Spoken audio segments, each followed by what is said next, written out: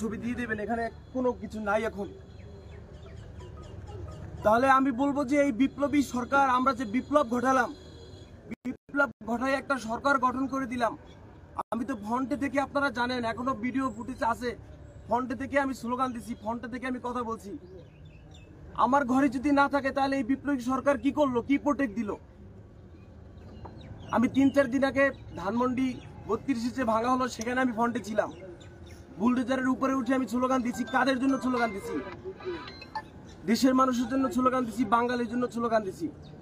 তা বাঙালির জন্য স্লোগান দিয়ে আমার বাবা মা ভাই বোন ভাতিজা কেউ নাই, আল্লাহ কোনোভাবে বাঁচাই দিছে। বাইরে থেকে লাগাইয়ে সব পুরো ঘরটাই নাই। আমি অন্তর্বর্তীকালীন সরকারকে কাটছাট ভাবে বলতে চাই, 7 দিন টাইম, 7 দিন টাইমের ভিতরে যারা জড়িত তাদেরকে শনাক্ত করে বিচারের আওতায় এনে 7 দিনের ভিতরে আমার এই পোড়া ঘর লাকড়ি সব সরাইয়া পূর্ণ ঘর স্টার্ট করতে হবে। 7 দিন টাইম। 7 দিনের ভিতরে যদি না করা হয়, আমি 7 দিনের মাথায় রাজপথে আমি একা দাঁড়াবো।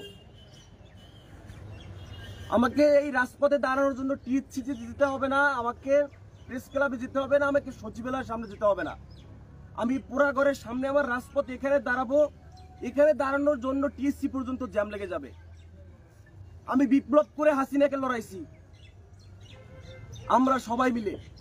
হাসিনা ভারতবর্ষে আগুন এখানে ধরাই দেয় নাই। আইন শৃঙ্খলা বাহিনীর প্রতি আমি শ্রদ্ধাশীল, চাইলেই সম্ভব।